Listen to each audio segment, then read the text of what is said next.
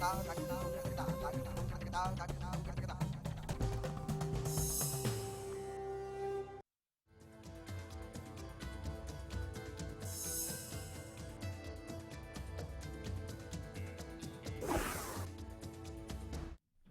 प्रधानमंत्री नरेंद्र मोदी मन की बात कर रहे हैं 16वीं बार। क्या कुछ कह रहे हैं, सीधे ले चलते हैं, सुनिए।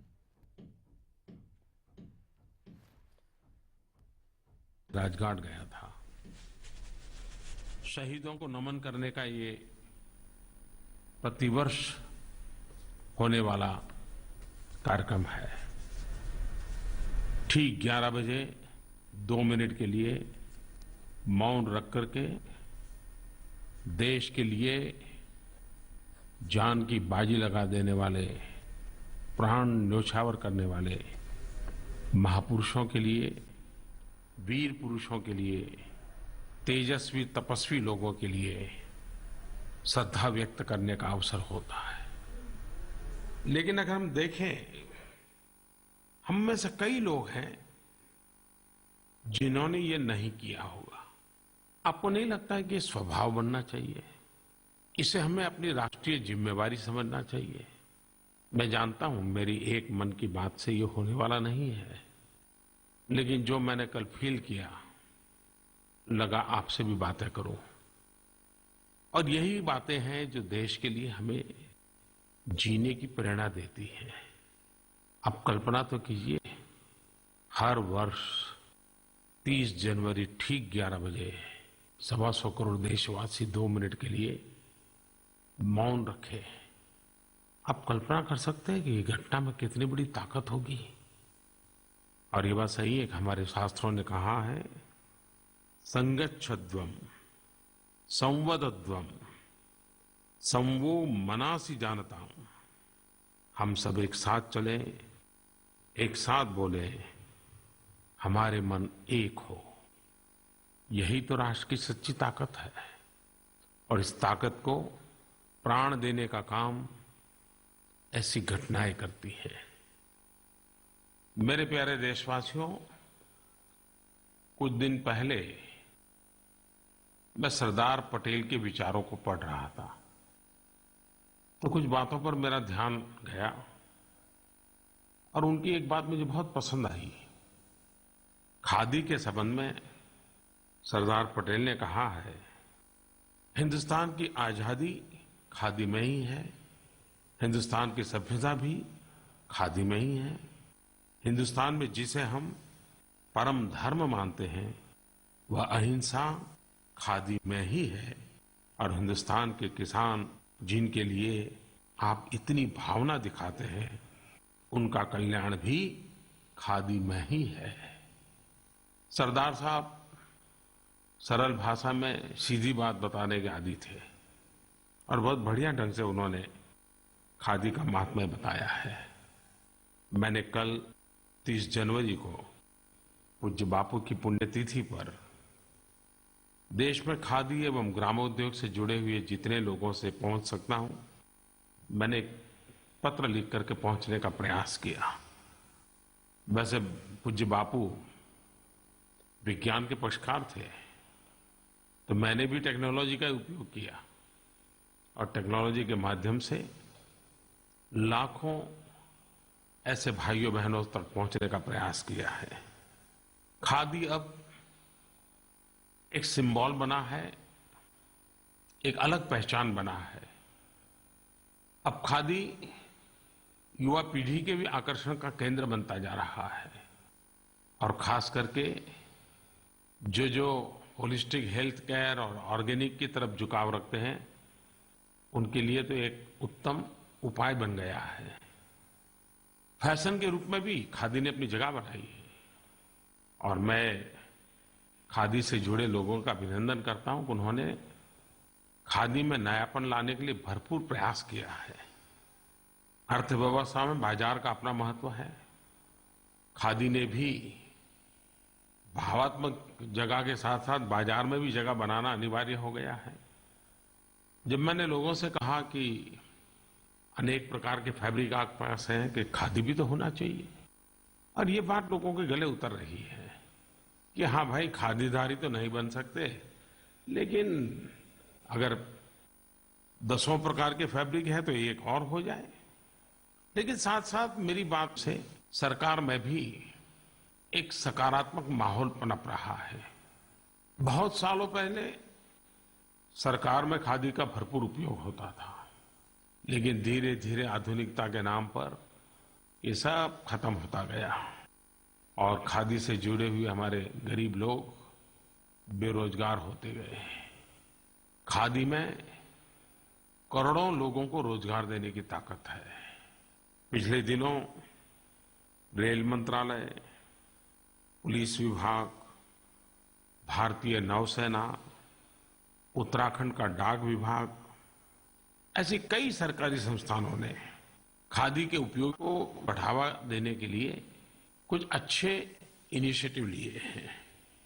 और मुझे बताया गया कि सरकारी विभागों के इस प्रयासों के परिणाम स्वरूप खादी क्षेत्र में काम करने वाले लोगों के लिए इस रिक्वायरमेंट को पूरा करने के लिए, सरकार की आवश्यकताओं को पूरा करने के लिए अतिरिक्त एक्स्ट्रा 18 लाख मानव दिन का रोजगार जनरेट होगा।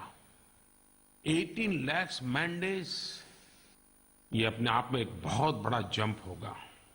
पूज्य बापू भी हमेशा टेक्नोलॉजी के अपग्रेडेशन के प्रति बहुत ही सजग थे और आग्रही भी थे।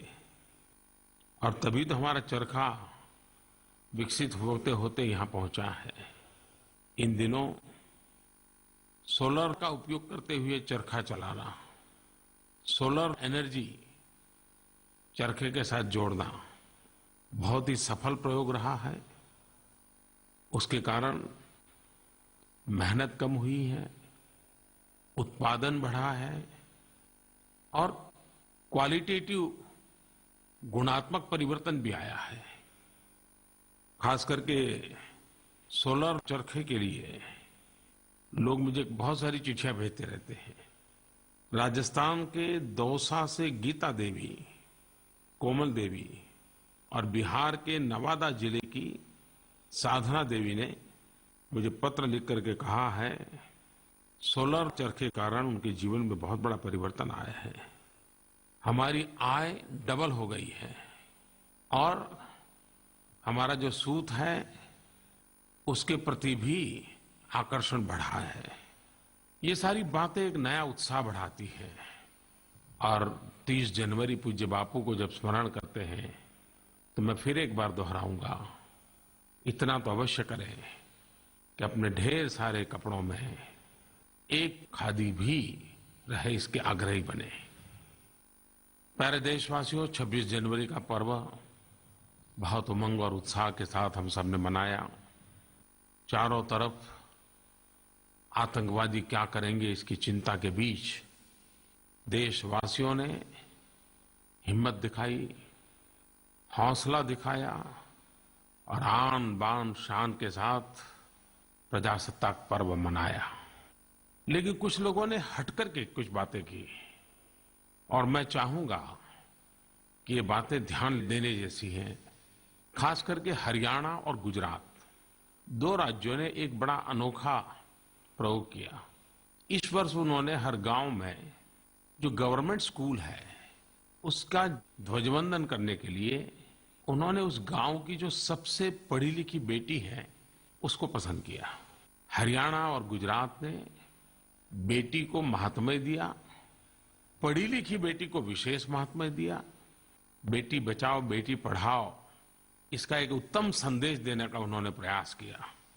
मैं दोनों राज्यों की इस कल्पना शक्ति को बधाई देता हूं और उन सभी बेटियों को बधाई देता हूं जिन्हें ध्वजवंदन, ध्वजारोहण का अवसर मिला। हरियाणा ने तो और भी बात की कि गत 1 वर्ष में जिस परिवार में बेटी का जन्म हुआ है ऐसे परिवारजनों को 26 जनवरी के निमित्त विशेष निमंत्रित किया और वीआईपी के रूप में प्रथम पंक्ति में उनको स्थान दिया। ये अपने आप में इतना बड़ा गौरव का पल था और मुझे इस बात की खुशी है कि मैंने बेटी बचाओ बेटी पढ़ाओ अभियान का प्रारंभ हरियाणा से किया था, क्योंकि हरियाणा में सेक्स रेशियो में बहुत गड़बड़ हो चुकी थी। 1000 बेटे के सामने जन्म लेने वाली बेटियों की संख्या बहुत कम हो गई थी। बड़ी चिंता थी, सामाजिक संतुलन खतरे में पड़ गया था। और जब मैं हरियाणा पसंद किया तो मुझे हमारे अधिकारियों ने कहा था कि नहीं साहब, वहां मत कीजिए, वहां तो बड़ा ही नेगेटिव माहौल है। लेकिन मैंने काम किया और मैं आज हरियाणा को हृदय से अभिनंदन करता हूं कि उन्होंने इस बात को अपनी बात बना ली और आज बेटियों के जन्म की संख्या में बहुत तेजी से वृद्धि हो रही है। मैं सचमुच में वहां के सामाजिक जीवन में जो बदलाव आया है उसके लिए अभिनंदन करता हूं। पिछली बार मन की बात में मैंने 2 बातें कही थी। एक नागरिक के नाते हम महापुरुषों के स्टैच्यू की सफाई क्यों न करें। स्टैच्यू लगाने के लिए तो हम बड़े इमोशनल होते हैं, लेकिन बाद में हम बेपरवाह होते हैं। और दूसरी बात मैंने कही थी, प्रजासत्ताक पर्व है तो हम कर्तव्य पर भी बल कैसे दें, कर्तव्य की चर्चा कैसे हो। अधिकारों की चर्चा बहुत हुई है और होती भी रहेगी, लेकिन कर्तव्यों पर भी तो चर्चा होनी चाहिए। मुझे खुशी है कि देश के कई स्थानों पर नागरिक आगे आए, सामाजिक संस्थाएं आगे आई, शैक्षिक संस्थाएं आगे आई, कुछ संत महात्मा आगे आए और उन सब ने कहीं न कहीं जहां ये स्टैच्यू हैं, प्रतिमाएं हैं, उसकी सफाई की, परिसर की सफाई की। एक अच्छी शुरुआत हुई है और ये सिर्फ स्वच्छता अभियान नहीं है, ये सम्मान अभियान भी है। मैं हर किसी का उल्लेख नहीं कर रहा हूं, लेकिन जो खबरें मिली हैं बड़ी संतोषजनक हैं। कुछ लोग संकोचवश शायद खबरें देते नहीं है।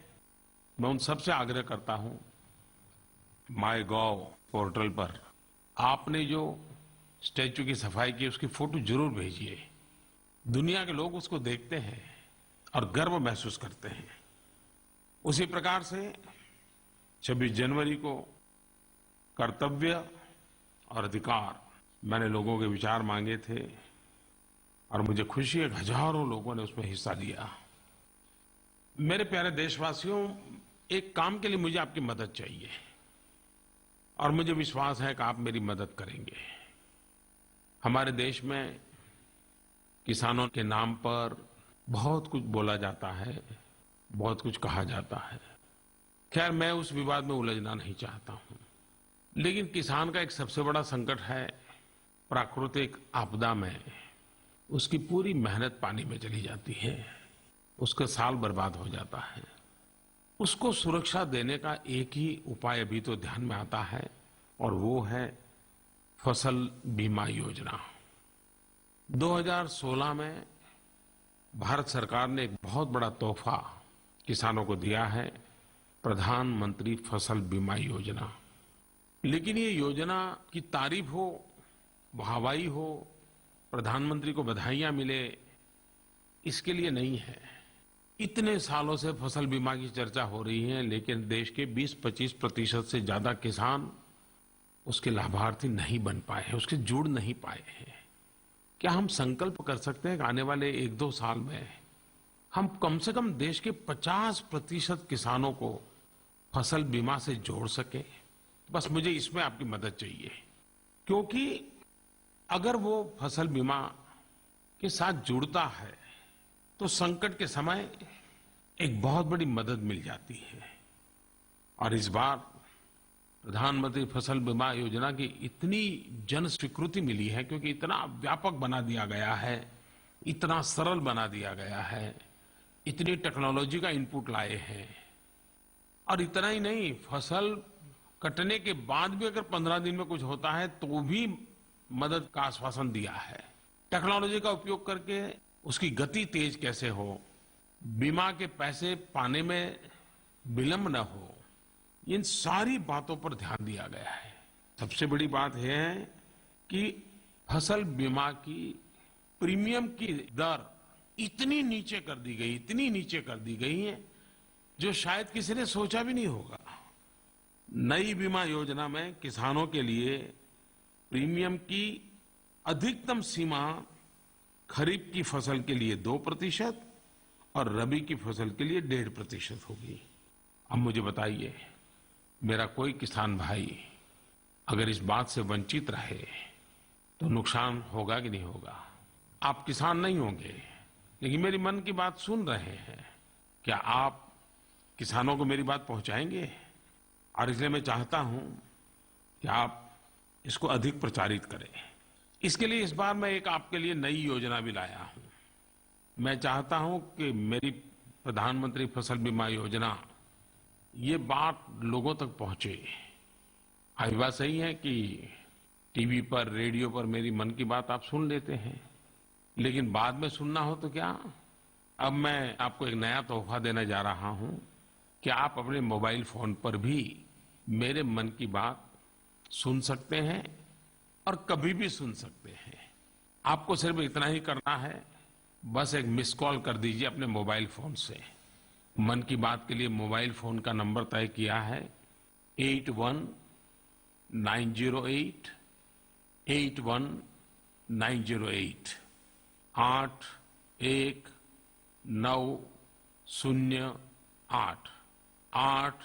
819008। आप मिस कॉल करेंगे तो उसके बाद कभी भी मन की बात सुन पाएंगे। फिलहाल तो ये हिंदी में है, लेकिन बहुत ही जल्द आपको अपनी मातृभाषा में भी मन की बात सुनने का अवसर मिलेगा। इसके लिए भी मेरा प्रबंध जारी है। मेरे प्यारे नौजवानों, आपने तो कमाल कर दिया।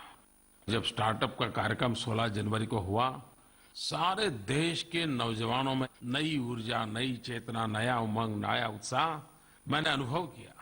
लाखों की तादाद में लोगों ने उस कार्यक्रम में आने के लिए रजिस्ट्रेशन करवाया, लेकिन इतनी जगह न होने के कारण आखिर विज्ञान भवन में एक कार्यक्रम किया।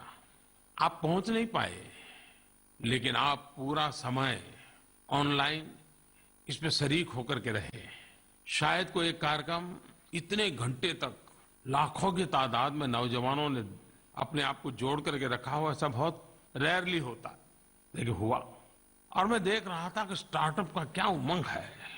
और लेकिन एक बात जो सामान्य लोगों की सोच है कि स्टार्टअप मतलब कि आईटी रिलेटेड बातें, बहुत ही सोफिस्टिकेटेड कारोबार। स्टार्टअप के इस इवेंट के बाद ये भ्रम टूट गया। आईटी के आसपास का स्टार्टअप तो एक छोटा सा हिस्सा है। जीवन विशाल है, आवश्यकता अनंत है। स्टार्टअप भी अनगिनत अवसरों को लेकर के आता है। मैं अभी कुछ दिन पहले सिक्किम गया था। सिक्किम अब देश का ऑर्गेनिक स्टेट बना है और देश भर के कृषि मंत्री और कृषि सचिवों को मैंने वहां निमंत्रित किया था। मुझे वहां 2 नौजवानों से मिलना का मौका मिला। आईआईएम से पढ़ करके निकले हैं।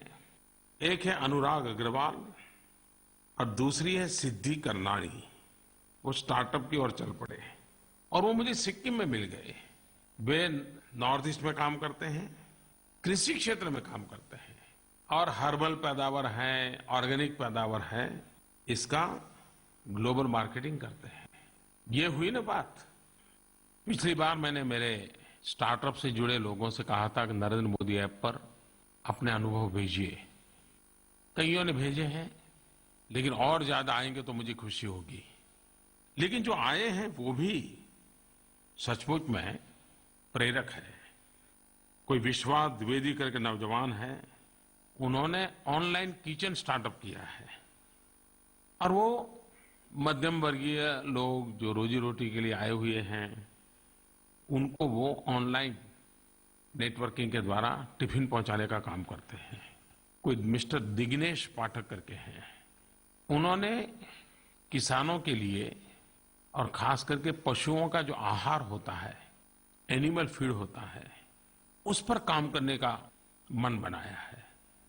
अगर हमारे देश के पशु, उनको अच्छा आहार मिलेगा तो हमें अच्छा दूध मिलेगा, हमें अच्छा दूध मिलेगा तो हमारा देश का नौजवान ताकतवर होगा। मनोज गिल्दा, निखिल जी, उन्होंने एग्री स्टोरेज का एक स्टार्टअप शुरू किया है। वे साइंटिफिक फूड स्टोरेज सिस्टम के साथ कृषि उत्पादों के लिए बल्क स्टोरेज सिस्टम डेवलप कर रहे हैं। यानी ढेर सारे सुझाव आए हैं। आप और भी भेजिए, मुझे अच्छा लगेगा। और मुझे बार बार मन की बात में अगर स्टार्टअप की बात करनी पड़ेगी तो जैसे मैं स्वच्छता की बात हर बार करता हूं, स्टार्टअप की भी करूंगा, क्योंकि आपका पराक्रम ये हमारी प्रेरणा है। मेरे प्यारे देशवासियों, स्वच्छता अब सौंदर्य के साथ भी जुड़ रही है। बहुत सालों तक हम गंदगी के खिलाफ नाराजगी व्यक्त करते रहे, लेकिन गंदगी नहीं हटी। अब देशवासियों ने गंदगी की चर्चा छोड़ स्वच्छता की चर्चा शुरू की है, और स्वच्छता का काम कहीं न कहीं कुछ न कुछ चल ही रहा है। लेकिन अब उसमें एक कदम नागरिक आगे बढ़ गए हैं। उन्होंने स्वच्छता के साथ सौंदर्य जोड़ा है। एक प्रकार से सोने पे सुहागा। और खास करके ये बात नजर आ रही है रेलवे स्टेशनों पर। मैं देख रहा हूं कि इन दिनों देश के कई रेलवे स्टेशन पर वहां के स्थानीय नागरिक, स्थानीय कलाकार, स्टूडेंट्स, ये अपने अपने शहर का रेलवे स्टेशन सजाने में लगे हैं। स्थानीय कला को केंद्र में रखते हुए दीवारों का पेंटिंग रखना, साइन बोर्ड अच्छे ढंग से बनाना, कलात्मक रूप से बनाना, लोगों को जागरूक करने वाली भी चीजें उसमें डालनी, न जाने क्या क्या कर रहे हैं। मुझे बताया किसी ने कि हजारीबाग के स्टेशन पर आदिवासी महिलाओं ने वहां की स्थानीय सोहराई और कोहबर आर्ट की डिजाइन से पूरे रेलवे स्टेशन को सजा दिया है। ठाणे जिले के 300 से ज्यादा वॉलंटियर्स ने किंग सर्किल स्टेशन को सजाया। माटुंगा, बोरीवली, खार, इधर राजस्थान से भी बहुत खबरें आ रही हैं, सवाई माधोपुर, कोटा। ऐसा लग रहा है कि हमारे रेलवे स्टेशन अपने आप में हमारी परंपराओं की पहचान बन जाएंगे। हर कोई अब खिड़की से चाय पकौड़े की लारी वालों को नहीं ढूंढेगा, ट्रेन में बैठे बैठे दीवार पर देखेगा कि यहाँ की विशेषता क्या है। और ये न रेलवे का इनिशिएटिव था, न नरेंद्र मोदी का इनिशिएटिव था, ये नागरिकों का था। देखिए, नागरिक करते हैं तो कैसा करते हैं जी। लेकिन मैं देख रहा हूं कि मुझे कुछ तो तस्वीरें मिली है, लेकिन मेरा मन करता है मैं और तस्वीरें देखूं।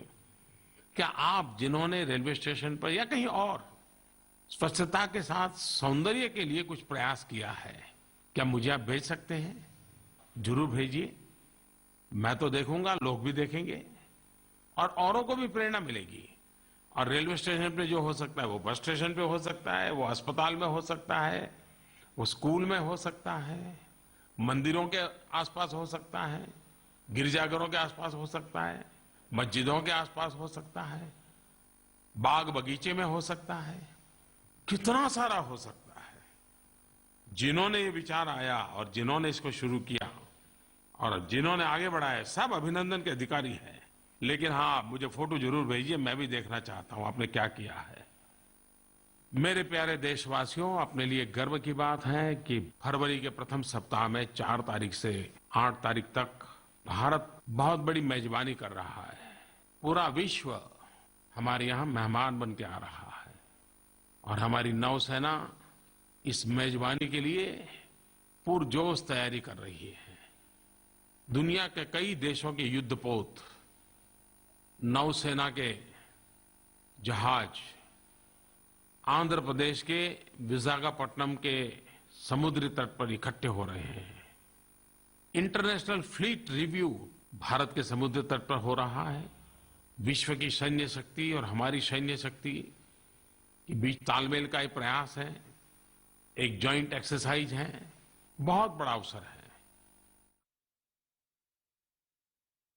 की बात को आप सुन रहे थे, जहां पर जिक्र खादी का हुआ, जहां पर जिक्र स्टार्टअप इंडिया का हुआ, और खास बात ये जिक्र हरियाणा का भी हुआ, क्योंकि जिस हरियाणा ने गणतंत्र दिवस के मौके पर बेटियों को ये हक दिया, शिक्षित बेटियों को, कि वो झंडा फहराएं, उस हरियाणा ने वाकई में एक बार फिर से ये साबित कर दिया है कि हरियाणा की सोच प्रगतिशील है और उसी प्रगति के लिए हरियाणा दौड़ रहा है। और प्रधानमंत्री नरेंद्र मोदी ने उसी की तारीफ की। भारत को कैसे बनाया जा सकता है, तमाम सभी बातें प्रधानमंत्री नरेंद्र मोदी अपनी मन की बात में लोगों के साथ साझा कर रहे थे। इसी के साथ बुलेटिन में इतना ही। नमस्कार।